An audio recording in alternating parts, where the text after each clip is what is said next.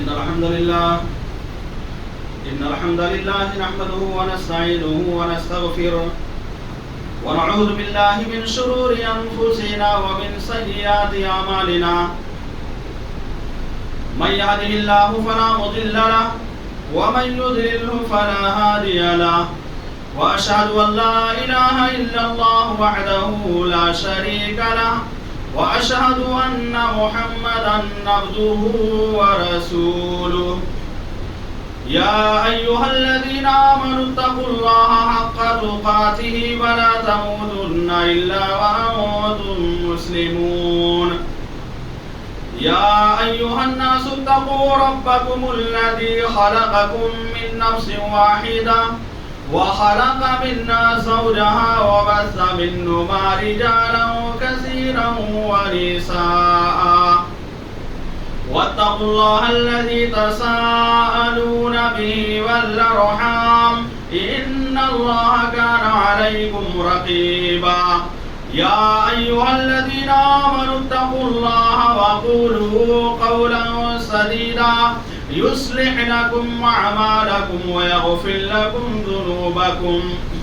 ومن يطع الله ورسوله فقد فاز فوزا عظيما أما بعد فإن خير الحديث كتاب الله وخير الهدي هدي محمد صلى الله عليه وسلم وشر الأمور محدثاتها وكل محدثة بدعة وكل بدعة ضلالة وكل ضلالة في النار. قال الله تبارك وتعالى في القرآن المجيد والفرقان الحميد أعوذ بالله من الشيطان الرجيم بسم الله الرحمن الرحيم قاف والقرآن المجيد بل عجبوا أن جاءهم منذر منهم فقال الكافرون هذا شيء عجيب أإذا متنا وكنا ترابا ذلك رجع بعيد قد علمنا ما تنقص الأرض منهم وعندنا كتاب حفيظ بل كذبوا بالحق لما جاءهم فهم في أمر مريج أفلم ينظروا إلى السماء فوقهم كيف بنيناها وزيناها وما لها من فروج والأرض مددناها وألقينا فيها رواسي وأنبتنا فيها من كل زوج بهيج تبصرة وذكرى لكل عبد منيب ونزلنا من السماء ماء مباركا فأنبتنا به جنات وحب الحصيد والنخل باسقات لها طلع نضيد رزقا للعباد وأحيينا به بلدة ميتا كذلك الخروج كذبت قبلهم قوم نوح وأصحاب الرس وثمود وعاد وفرعون وإخوان لوط وأصحاب الأيكة وقوم تبع كل كذب الرسل فحق وعيد أفعينا بالخلق الأول بل هم في لبس من خلق جديد. قال الله تبارك وتعالى في القرآن المجيد والفرقان الحميد أعوذ بالله من الشيطان الرجيم بسم الله الرحمن الرحيم ونفس وما سواها فألهمها فجورها وتقواها قد أفلح من زكاها وقد خاب من دساها. حضرات گرامی قدر، تمام قسم کی تعریفات و توصیفات اس اللہ رب العالمین کے لیے لائق و زیبا ہے جس نے ہم تمام انسانوں کو اس روئے زمین پر پیدا کیا اور پیدا کرنے کے بعد ہماری ہدایت و رہنمائی کے لیے رب العالمین اس روئے زمین پر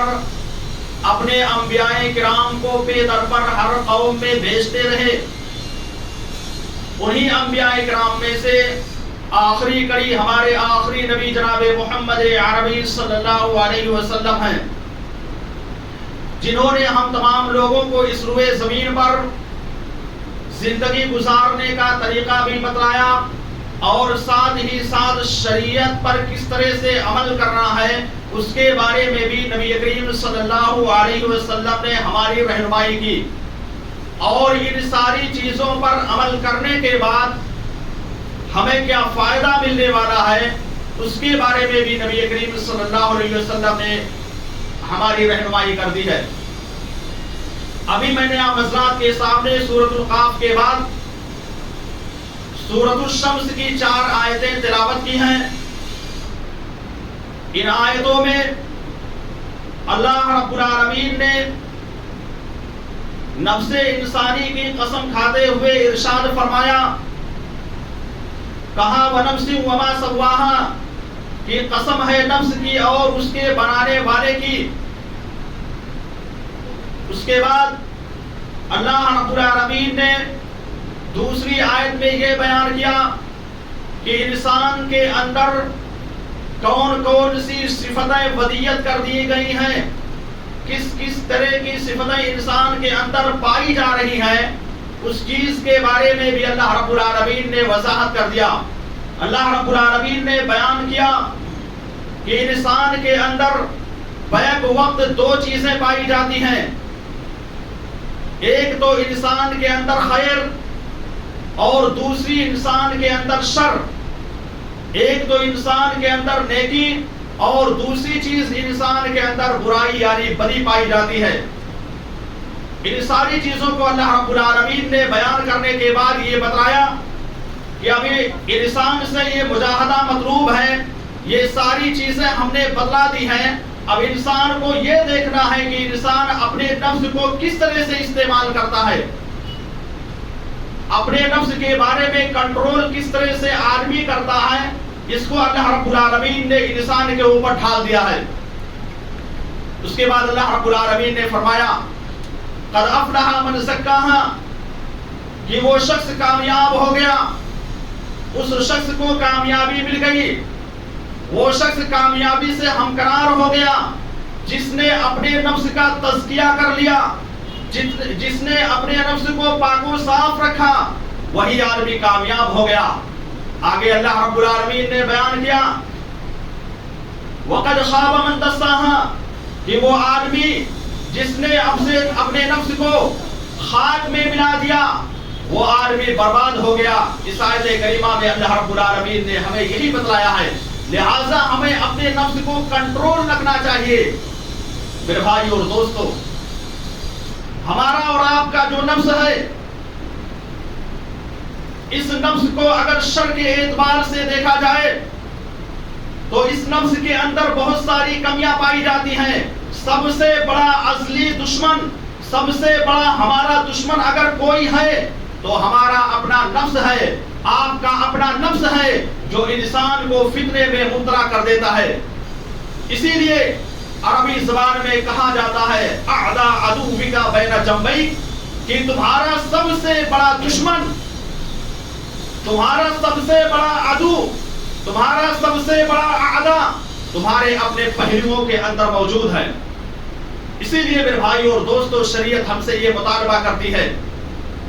کہ اپنے نفس کو ہمیں کنٹرول میں رکھنا ہے، اپنے نفس کو ہمیں بچا کر کے رکھنا ہے، اپنے نفس کو ہمیشہ ہمیں الزام دیتے رہنا ہے، اپنے نفس کے گنہگار ہونے کے بارے میں ہمیشہ ہمیں اقرار کرتے رہنا ہے کہ ہمارا نفس گنہگار ہے، ہمارے نفس سے خطا ہوتی رہتی ہے، ہمارے نفس سے غلطیاں ہوتی رہتی ہیں۔ اس چیز کے بارے میں ہمیں بھی اور آپ تمام لوگوں کو اعتراف کرتے رہنا چاہیے، اور یہی ادا اللہ رب العالمین کو سب سے زیادہ پسند ہے۔ اسی ادا کو اللہ رب العالمین سب سے زیادہ پسند کرتا ہے کہ آدمی اپنے نفس کو الزام دیتا رہتا ہے، اپنے نفس کے گنہگار ہونے کا اعتراف کرتا رہتا ہے۔ یہی ادا اللہ رب العالمین کو سب سے زیادہ پسند ہے۔ اس لیے ہمیں چاہیے کہ ہم ہمیشہ اپنے نفس کو الزام دیتے رہیں، اپنے نفس کے گنہگار ہونے کا ہم اعتراف کرتے رہیں۔ یہی وجہ ہے کہ نبی کریم صلی اللہ علیہ وسلم صبح و شام کے اذکار میں اس دعا کو کثرت کے ساتھ پڑھا کرتے تھے، یا حی یا قیوم برحمتک استغیث فاصلح لی شانی کلہ ولا تکلنی الی نفسی طرفۃ عینی، کہ اے پروردگار عالم، اے وہ ذات جو ہمیشہ زندہ رہنے والی ہے، اے وہ ذات جو ہمیشہ قائم رہنے والی ہے، میں تجھ سے مدد طلب کرتا ہوں اور میں تجھ سے فریاد کرتا ہوں، فاصلح لی شانی کلہ، لہذا میرے سارے معاملات کو بہتر سے بہتر بنا دے، ولا تکلنی الی نفسی طرفۃ عینی، اور لمحہ بھر کے لیے مجھے میرے نفس کے حوالے مت کر۔ اس دعا کو پیارے نبی جناب محمد عربی صلی اللہ علیہ وسلم، جو کہ ہمارے نبی صلی اللہ علیہ وسلم ہیں، جن کو اللہ رب العالمین نے معصوم من الخطا بنا دیا تھا، جن کے سارے گناہوں کو ویسے تو آپ سے گناہ ہوتے نہیں تھے، لیکن اس کے باوجود اللہ رب العالمین نے سارے خطاؤں کو معاف کر دیا تھا، وہ نبی ہمیشہ اس دعا کے پڑھنے کا اہتمام کیا کرتے تھے، لہٰذا ہمیں ہر وقت اس دعا کے پڑھنے کا اہتمام کرتے رہنا چاہیے۔ یا حی یا قیوم برحمتک استغیث فاصلح لی شانی کلہ ولا تکلنی الی نفسی طرفۃ عینی۔ اسی طرح سے پیارے نبی صلی اللہ علیہ وسلم جمعہ کے دن مسرور خطبہ جو دیا جاتا ہے منبر رسول پر، اس میں بھی آپ اس دعا کو پڑھتے تھے، وَأَعُوذُ بِاللَّهِ مِن شُرُورِ أَنفُسِنَا، کہ میں اپنے نفس کی شر سے پناہ مانگتا ہوں۔ اور یہی نہیں بلکہ صبح و شام کے اذکار میں نبی کریم صلی اللہ علیہ وسلم یہ کہتے تھے، اللہم فاطر السماوات والارض عالم الغیب والشہادہ رب کل شیء وملیکہ اشہد ان لا الہ الا انت اعوذ بک من شر نفسی۔ یہ آسمان و زمین کا پیدا کرنے والا، اے آسمان و زمین کے پیدا کرنے والے، ہر چیز پر تیری نگرانی ہے، ہر چیز کو تو نے پیدا کیا ہے، میں تجھ سے ہی فریاد طلب کرتا ہوں اور میں تجھ سے اس بات کے بارے میں پناہ مانگتا ہوں تاکہ میرا نفس محفوظ رہے، میرے نفس کی حفاظت ہوتی رہے۔ میرے بھائی اور دوستو، اس حدیث سے یہ بات معلوم ہو جاتی ہے کہ ہمیں اپنے نفس کو کنٹرول میں رکھنا چاہیے، اپنے نفس کی ہمیں حفاظت کرتے رہنا چاہیے۔ اگر ہم اپنے نفس کو کنٹرول میں رکھیں گے، اپنے نفس کی حفاظت ہم کرتے رہیں گے، تو اللہ رب العالمین نے ہم سے جس جنت کے دینے کا وعدہ کر رکھا ہے، اس جنت سے اللہ رب العالمین ہم کو ضرور نواز دے گا۔ کب ہم کو ملے گا یہ کامیابی؟ ہم کو اسی وقت ملے گی، ہم کامیابی و کامرانی سے اسی وقت ہم ہمکنار ہوں گے جب ہم اپنے نفس کو کنٹرول میں رکھیں گے، اپنے نفس کی حفاظت کرتے رہیں گے، اپنے نفس کو بچا کر کے رہیں گے، کسی بھی جگہ پر غلط جگہ پر جانے سے اپنے نفس کو روک کر کے رکھیں گے، تبھی جا کر کے ہمیں یہ کامیابی مل سکے گی۔ ہم اس کامیابی سے اسی وقت ہمکنار ہوں گے جب ان ساری چیزوں پر ہم عمل کرنے کی کوشش کریں گے۔ میرے بزرگوں اور دوستو، پیارے نبی صلی اللہ علیہ وسلم نے اور اللہ رب العالمین نے بھی اسی مفہوم کو قرآن میں بیان کرتے ہوئے فرمایا، وَأَمَّا مَنْ خَافَ مَقَامَ رَبِّهِ وَنَهَى النَّفْسَ عَنِ الْهَوَىٰ، کہ جو شخص اللہ رب العالمین کے سامنے کھڑا ہونے سے ڈرتا ہے، اللہ رب العالمین کے سامنے اپنے آپ کو کھڑا ہو کر پیش کرنے سے ڈرتا رہتا ہے، وَنَهَى النَّفْسَ عَنِ الْهَوَىٰ، اور اپنی نفس کو خواہشات سے روک کر کے رکھتا ہے۔ نفسانی خواہشات جو دل کے اندر پیدا ہوتا ہے، اس پر وہ کنٹرول کرنے کی کوشش کرتا رہتا ہے، اس سے اپنے آپ کو بچا کر کے رکھتا ہے۔ فَإِنَّ الْجَنَّةَ هِيَ الْمَأْوَىٰ، ایسے شخص کے بارے میں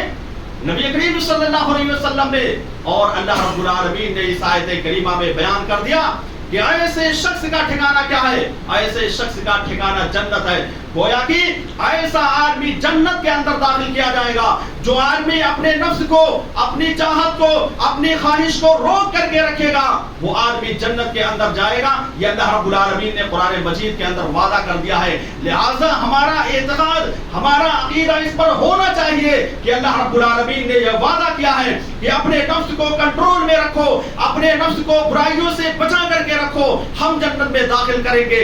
تو اس وعدے کو بالکل ہمیں تسلیم کرنا چاہیے اور اپنے نفس کو کنٹرول میں رکھنا چاہیے، کیونکہ انسان کا نفس یہ ایسا ہے جو انسان کو برائیوں پر ابھارتا رہتا ہے۔ جب انسان اپنے نفس کو کنٹرول میں رکھے گا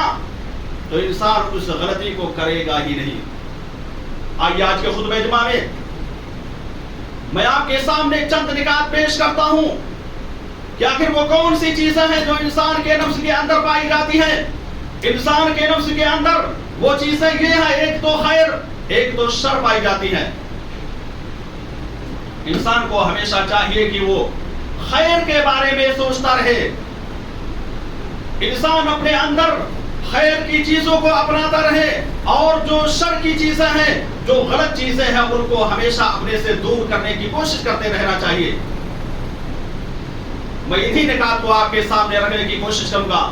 آئیے دیکھتے ہیں کہ وہ کون سے نکات ہیں, وہ کون سی چیزیں ہیں جو انسان کو فطروں میں مبتلا کر دیتی ہے. تو پہلی چیز یہ ہے, انسان کے نفس کے اندر جو شر پائے جاتے ہیں,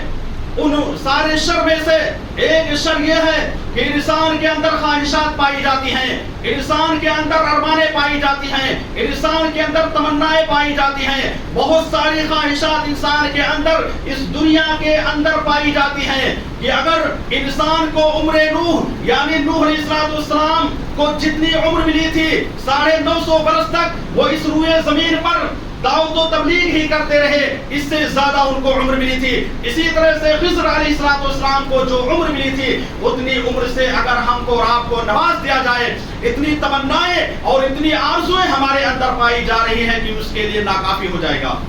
گویا کہ اگر 1000 سال ہمارے نفس کے لیے دے دیا جائے تو اتنی خواہشات اور اتنی تمنائیں پائی جا رہی ہیں کہ اس کے لیے ناکافی ہو جائے گا. میرے بھائی اور دوستو, ہمارا نفس تو یہ مطالبہ کرتا ہے کہ خواہشات کو پوری کرو, جو ہمارے نفس کے اندر تمنائیں پائی جاتی ہیں اس کو پوری کرو, یہ ہمارا نفس مطالبہ کرتا ہے. لیکن شریعت ہم سے کیا مطالبہ کرتی ہے؟ اللہ رب العالمین ہم سے کیا مطالبہ کر رہا ہے؟ اللہ رب العالمین ہم سے یہ مطالبہ کر رہا ہے کہ ہمیں اپنے نفس کی قربانی پیش کرنی ہے,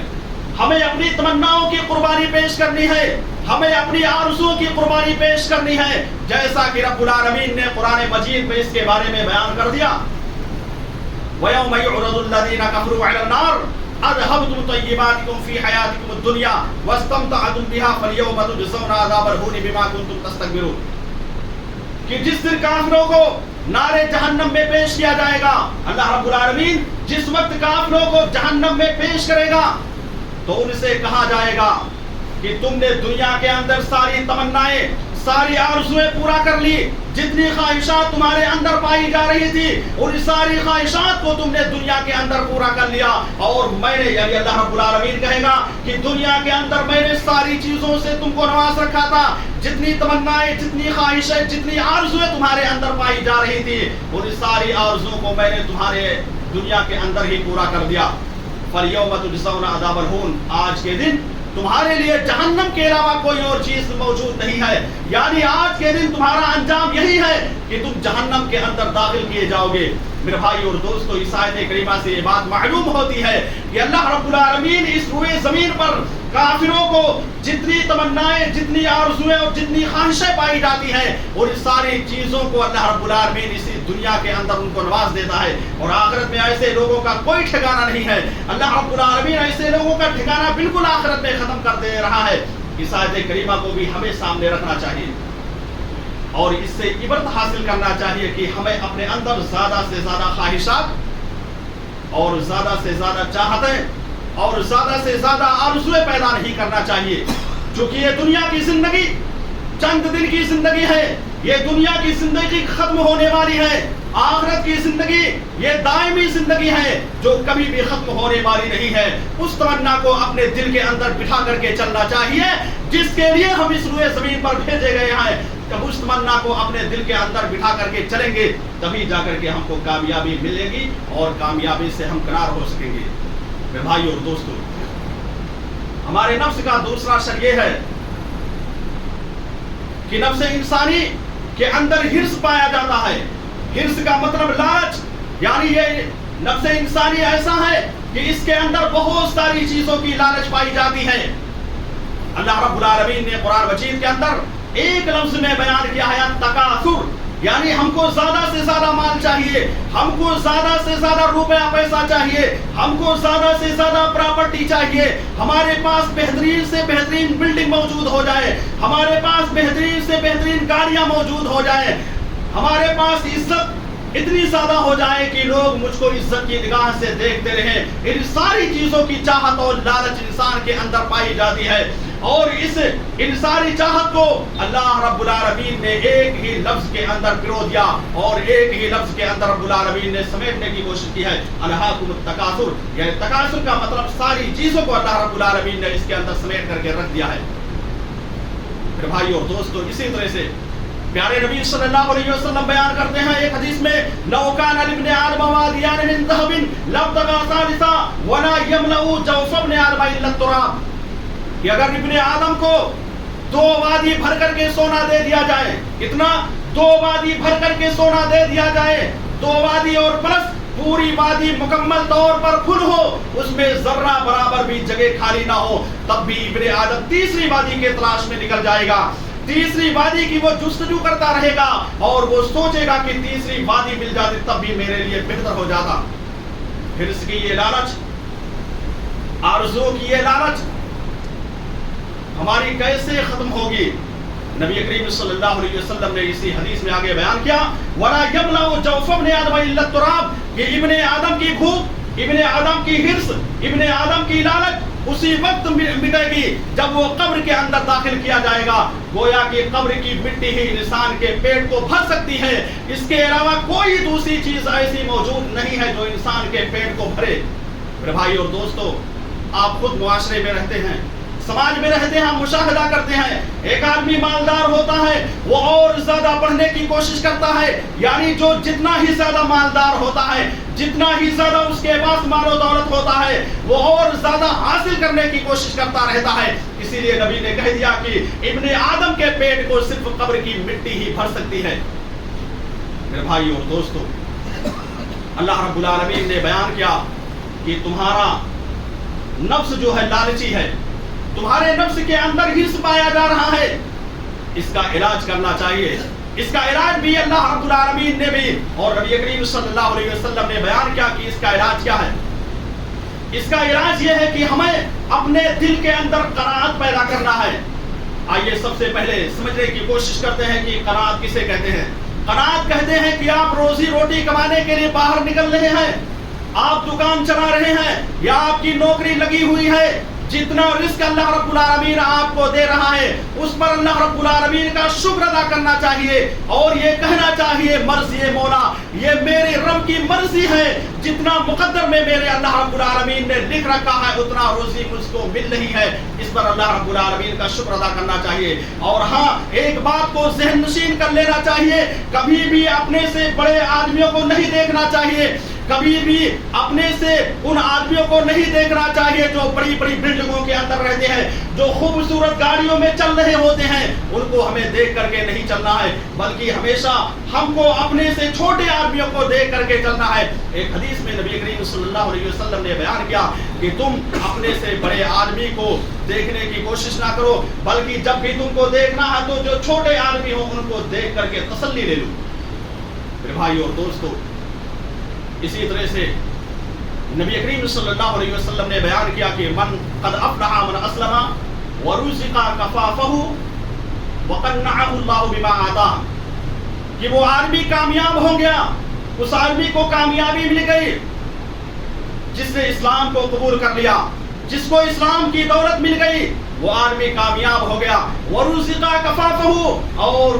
جس کو رزق کفاف مل گیا. اب سوال یہ پیدا ہوتا ہے کہ رزق کفاف کسے کہتے ہیں؟ رزق کفاف کہتے ہیں کہ اللہ رب العالمین نے جتنی روزی آپ کو دے رکھی ہے، آپ کا کام اتنے میں چل جائے، آپ کی جتنی بھی ضروریات ہے اس میں پوری ہو جائے، تو اسی کو رزق کفاف کہتے ہیں. ایک تو یہ کہ اللہ رب العالمین نے اسلام کی دولت سے نواز دیا، اور دوسری چیز یہ کہ اللہ رب العالمین نے رزق کفاف عطا کر دیا، اور تیسری چیز یہ ہے کہ اللہ رب العالمین نے وقنعہ اللہ بما آتاہ، قناعت کی دولت سے اللہ رب العالمین نے نواز دیا. تو ہمیں اپنے اندر قناعت پیدا کرنے کی ضرورت ہے. جو روزی اللہ رب العالمین ہم کو دے رہا ہے اس پر ہر حال میں اللہ رب العالمین کا شکر ادا کرنا چاہیے کہ اللہ رب العالمین نے جو بھی ہمارے مقدر میں لکھ رکھا ہے وہ ہم کو دے رہا ہے، اور جو فلاں آدمی کے مقدر میں لکھ رکھا ہے وہ فلاں آدمی کو دے رہا ہے۔ اس پر ہمیں شکوہ اور شکایت کرنے کی ضرورت نہیں ہے، بلکہ اس پر ہمیں ہر حال میں اللہ رب العالمین کا شکر ادا کرنے کی ضرورت ہے۔ آپ ہمیشہ چھوٹے آدمی کو دیکھ کر کے چلیے، ایک آدمی جس کے پاس رہنے کے لیے مکان نہیں ہے، ایک آدمی جو ہمیشہ روڈ پر پڑا رہتا ہے، جس کے پاس جھوپڑی ہے، اس کو دیکھ کر کے چلنا چاہیے، نہ کہ اس آدمی کو دیکھ کر کے چلنا چاہیے جو بہترین بلڈنگوں کے اندر رہتا ہے، جو بہترین خوبصورت گاڑیوں کو لے کر کے چلتا ہے، اس کو ہمیشہ دیکھ کر کے ہمیں نہیں چلنا چاہیے۔ میرے بھائی اور دوستو، آخر یہ کون سی چیز ہمارے اندر ہے جو ایسی چیزیں پیدا کرتی ہے؟ یہ ہمارا نفس ہے۔ نفس ہی ہمیں جو ہے اس کی طرف ابھارتا ہے کہ بڑے آدمی کو دیکھ کر کے چلو، رزق ہم کو زیادہ چاہیے، شہرت ہم کو زیادہ چاہیے۔ اسی طرح سے نفس انسانی کا ایک شر یہ ہے کہ نفس انسانی کے اندر انتقام کا جذبہ پایا جاتا ہے، بدلہ لینے کا جذبہ پایا جاتا ہے۔ مثال کے طور پر اگر کسی آدمی نے آپ کو برا بھلا کہہ دیا ہے، اگر کسی آدمی نے آپ کو ستایا ہے، اگر کسی آدمی نے آپ کو گالی دی ہے، یا کسی آدمی نے آپ کو تکلیف دی ہے، تو نفس کیا کہتا ہے؟ نفس کہتا ہے کہ اس سے انتقام لینا چاہیے، اس سے بدلہ لینا چاہیے، اس کو بھی برا بھلا کہنا چاہیے، اس کو بھی مارنا چاہیے۔ یہ ہمارا اور آپ کا نفس یہ ہمیشہ ہم سے مطالبہ کرتا رہتا ہے۔ ٹھیک ہے، شریعت کہہ رہی ہے کہ اگر آپ کو کسی آدمی نے ستایا ہے، کسی نے آپ کو مارا ہے، کسی نے آپ کو تکلیف دی ہے، تو آپ بھی اس سے بدلہ لے سکتے ہیں، آپ اس سے انتقام لے سکتے ہیں، اتنا جتنا کہ اس نے آپ کو تکلیف دیا ہے، جتنا کہ اس نے آپ کو ستایا ہے، جتنا کہ اس نے آپ کو مارا ہے۔ یہ شریعت اجازت دے رہی ہے، لیکن جہاں پر شریعت ہم کو یہ اجازت دے رہی ہے کہ ایسا کر سکتے ہیں، وہیں پر شریعت ہم سے یہ بھی مطالبہ کر رہی ہے کہ اگر کسی کو معاف کر دیا جائے، عفو درگزر سے کام لیا جائے، تو یہ بہت ہی بہتر ہے۔ پتہ یہ چلا کہ انتقام لینا، بدلہ لینا، اس سے کہیں زیادہ بہتر یہ ہے کہ اگر آپ کو کسی نے گالی دے دیا، برا بھلا کہہ دیا، آپ کو تکلیف دے دیا، تو ایسے میں ہماری ذمہ داری بنتی ہے کہ ہم بھی اس کو معاف کر دیں۔ یہ اللہ رب العالمین کو بہت ہی زیادہ پسند ہے، اور ظاہر سی بات ہے جو آدمی اس دنیا کے اندر اپنے بھائی کو معاف کر دے گا، اپنے بھائی کو بخش دے گا، کل قیامت کے روز اللہ رب العالمین ایسے آدمی کے گناہوں کو بھی معاف کر دے گا۔ جب ہم اس دنیا کے اندر اس کو معاف کرے رہیں گے تو اللہ رب العالمین ہمارے اوپر ترس کھا کر کے، ہمارے اوپر رحم کھا کر کے، یہ بندہ اس کو دنیا کے اندر ستایا گیا تھا، فلاں آدمی نے اس کو برا بھلا کہا تھا، فلاں آدمی نے اس کو مارا تھا، لیکن اس کے باوجود اس نے معاف کر دیا تھا، آج میں بھی ایسے بندے کو معاف کرنے کے لیے تیار ہوں۔ اس لیے میرے بھائی اور دوستو، کبھی بھی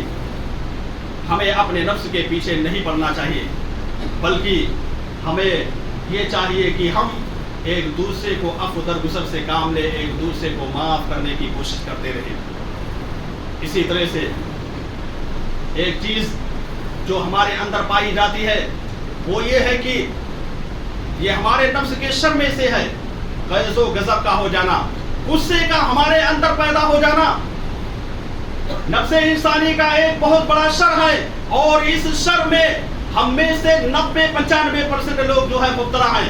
باتوں بات میں وہ غصہ ہو جاتے ہیں، باتوں بات میں ناراض ہو جاتے ہیں۔ آپ نے کوئی بات مجھ سے کہی، میں نے آپ کی بات نہیں مانی، آپ مجھ سے ناراض ہو گئے۔ یا اسی طرح سے آپ نے کسی دوسرے آدمی سے کوئی بات کہی، اس آدمی نے آپ کی باتوں کو نہیں مانا، آپ کی باتوں کو تسلیم نہیں کیا، فوراً آپ اس پر ناراض ہو جاتے ہیں۔ جبکہ شریعت کا کیا کہنا ہے؟ شریعت کا کہنا یہ ہے کہ اپنے نفس کو کنٹرول میں رکھنا چاہیے اور غصہ نہیں ہونا چاہیے، غصے کو پینے کی کوشش کرنا چاہیے، غصے کو ہمیشہ دبا کر کے رکھنا چاہیے۔ جب ایک انسان ہمیشہ اپنے غصے کو اندر سمونے کی کوشش کرے گا، اپنے غصے کو پینے کی کوشش کرے گا، تو ظاہر سی بات ہے اس کے اعضاء و جوارح بھی درست رہیں گے،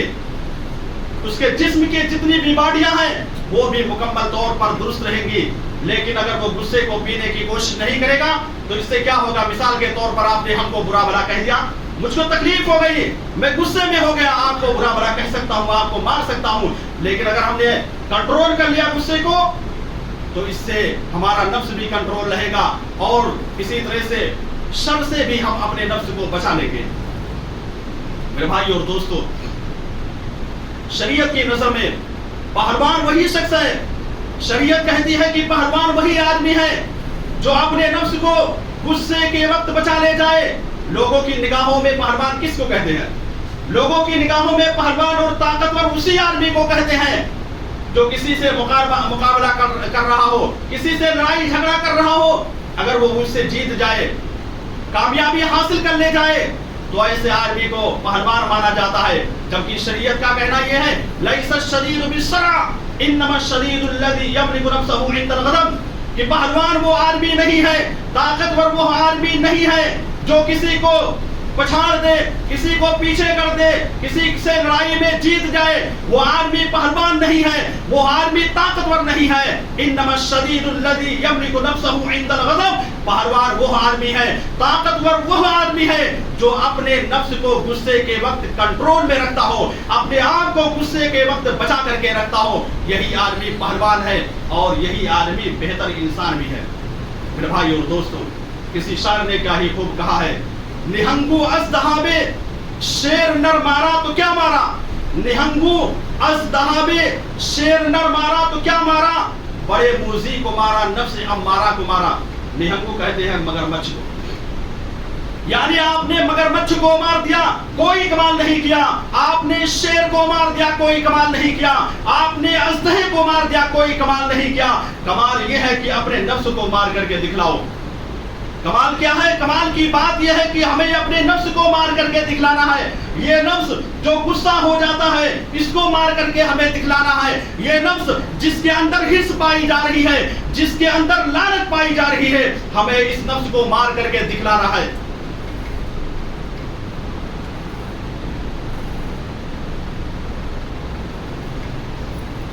ان الحمد للہ نحمده ونستعینه ونستغفره ونعوذ بالله من شرور انفسنا ومن سيئات اعمالنا من يهده الله فلا مضل له ومن يضلله فلا هادي له واشهد ان لا اله الا الله وحده لا شريك له واشهد ان محمدا عبده ورسوله اما بعد. نفس کے شر میں سے ایک شر یہ ہے کہ انسان ہمیشہ بڑائی چاہتا ہے. اس روئے زمین پر انسان رہتا ہے, وہ چاہتا ہے کہ میں بڑا آدمی بن کر کے رہوں, ہمیشہ لوگ مجھ کو عزت کی نگاہ سے دیکھتے رہیں, ہمیشہ لوگ میرے لیے کرسیاں چھوڑ کر کے اٹھ جایا کریں, میں جب کسی جگہ سے گزروں تو لوگ سلام کیا کریں. اس چیز کے بارے میں انسان اپنے اندر پیدا کرنا چاہتا ہے. شریعت کیا کہتی ہے, اللہ رب العالمین کیا کہہ رہے ہیں, نبی کریم صلی اللہ علیہ وسلم کیا کہہ رہے ہیں, اس کو ہمیں دیکھنا ہے. شریعت یہ کہہ رہی ہے کہ ہمیشہ اس روئے زمین پر چھوٹا بن کر کے رہو, گرچہ آپ بڑے ہو, آپ کو اللہ رب العالمین نے دھن دولت سے نواز رکھا ہے, ساری چیزیں آپ کے پاس موجود ہیں, لیکن اس کے باوجود لوگوں کی نگاہوں میں گرچہ آپ بڑے دکھ رہے ہو, لیکن اپنے آپ کو ہمیں یہ تصور کرنا ہے, ہمیں یہ خیال کر کے رکھنا ہے کہ میں اس روئے زمین پر چھوٹا آدمی ہوں. اس طرح سے ہر انسان کو اپنے اندر پیدا کرنے کی ضرورت ہے, تب جا کر کے نفس کی اصلاح ہو پائے گی. نبی کریم صلی اللہ علیہ وسلم اس کے بارے میں باقاعدہ دعا بھی کرتے تھے, اللہم اجعلنی فی ایدی صغیرہ وَاجْعَلْنِي فِي أَعْيُنِ النَّاسِ كَبِيرًا, اے اللہ تو مجھ کو اپنی نگاہوں میں چھوٹا بنا دے, اے اللہ میں تیری نگاہوں میں چھوٹا رہوں اور میں لوگوں کی نگاہوں میں بڑا رہوں. اس چیز کے بارے میں نبی کریم صلی اللہ علیہ وسلم باقاعدہ دعا کرتے تھے. اس لیے اگر اللہ رب العالمین آپ کو بڑا آدمی بنا رہا ہے یا اللہ نے آپ کو بڑا آدمی بنا دیا ہے, تو ہمیشہ اپنے آپ کو ہمیں ثابت کرنا ہے کہ میں چھوٹا آدمی ہوں, میں بہت ہی میڈیم درجے کا آدمی ہوں. اس طرح سے ہمیں ثبوت دینا ہے, نہ کہ بالکل سینہ تان کر کے غرور و گھمنڈ کے ساتھ چلنا ہے کہ لوگ دیکھیں کہ فلاں صاحب آ رہے ہیں. اس طرح سے ہمیں نہیں رہنا ہے. میرے بھائی اور دوستو, اسی طرح سے نفس کا ایک بہت بڑا شر یہ ہے کہ نفس ہمیشہ کیا چاہتا ہے, نفس ہمیشہ کامیابی چاہتا ہے, ہمیشہ وہ کامیاب ہونا چاہتا ہے. جب بھی مقابلہ ہوتا ہے تو وہ چاہتا ہے کہ میں کامیاب ہو جاؤں. نفس کے اندر یہ جذبہ ہمیشہ پایا جاتا ہے. نبی کریم صلی اللہ علیہ وسلم کا ایک واقعہ میں آپ کے سامنے پیش کر کے اپنی بات کو ختم کرتا ہوں. نبی کریم صلی اللہ علیہ وسلم کے پاس ایک اونٹنی موجود تھی. وہ اونٹنی ہمیشہ جب بھی مقابلہ ہوا کرتا تھا پہلے نمبر پر آتی تھی, فرسٹ آتی تھی. لیکن ایک مرتبہ کیا ہوا, ایک بدو نبی کریم صلی اللہ علیہ وسلم کے پاس آتا ہے اور اپنی اونٹنی کو لے کر کے کہتا ہے کہ نبی کریم صلی اللہ علیہ وسلم میں اپنی اونٹنی کا مقابلہ آپ کی اونٹنی سے کرنا چاہتا ہوں. نبی کریم صلی اللہ علیہ وسلم نے, جن کی اونٹنی ہمیشہ کامیاب ہو جایا کرتی تھی، سارے اونٹنیوں سے آگے رہا کرتی تھی، آپ نے دوڑا دیا اور وہ اونٹنی پیچھے ہو گئی، گویا کہ اس بدو آدمی کی اونٹنی کامیاب ہو گئی۔ اسی وقت نبی کریم صلی اللہ علیہ وسلم نے کہا اللہ اکبر، جس آدمی کو دنیا کے اندر بلندیاں ملتی ہیں، جس آدمی کو اس روئے زمین پر رفتیں ملتی ہیں، اس آدمی کو کبھی نہ کبھی نیچے بھی گرنا پڑتا ہے۔ صحابہ کرام رضوان اللہ علیہم اجمعین اس بدو آدمی کے اوپر ناراض ہو گئے۔ اللہ کے رسول صلی اللہ علیہ وسلم نے فرمایا کہ ناراض ہونے کی ضرورت نہیں ہے، دنیا کے اندر اگر آپ کو رہنا ہے تو کبھی آپ کو اپنے نفس کو گرا کر کے دیکھنا ہے اور کبھی ہار کر کے بھی دکھانا ہے۔ اس طرح سے جذبہ ہمیں اپنے اندر پیدا کرنا ہے۔ اس لیے میرے بھائی اور دوستو، اللہ رب العالمین سے میں دعا گو ہوں کہ بار الہ تو ہم کو ہمارے نفس کے اندر جو شر پائی جا رہی ہے، جو برائیاں پائی جا رہی ہیں، ان برائیوں سے ہم کو محفوظ رکھ۔ اے اللہ، ہم میں سے بہت سے مسلمان بھائی ایسے ہیں جو اپنے آپ کو بڑا سمجھنے کی کوشش کرتے ہیں، اے اللہ تو ان کو ہدایت دے دے، ان کو توفیق دے دے کہ وہ ریاکاری اور دکھلاوا ان کے اندر بالکل نہ پائی جائے۔ اے اللہ، ہم میں سے بہت سے مسلمان بھائی مریض ہیں، اے اللہ تو ان کو شفائے کامیابی کلی عطا فرما۔ اے اللہ، ہم میں سے بہت سے مسلمان بھائی ایسے ہیں جو نمازوں کے پڑھنے کا اہتمام نہیں کرتے ہیں، صرف اور صرف جمعہ کے دن مسجد میں نماز پڑھنے کے لیے آتے ہیں، اے اللہ تو ان کو پکا سچا نمازی بنا دے۔ اے اللہ، ہم میں سے وہ مسلمان بھائی جو اس روئے زمین سے جا چکے ہیں، قبر کے اندر قبر کی مٹی میں سو رہے ہیں، اللہ تو ان کو جنت الفردوس کے اندر اعلیٰ سے اعلیٰ مقام عطا فرما۔ آمین۔ اقول قولی ھذا واستغفر اللہ لی ولکم ولسائر المسلمین واستغفروہ انہ هو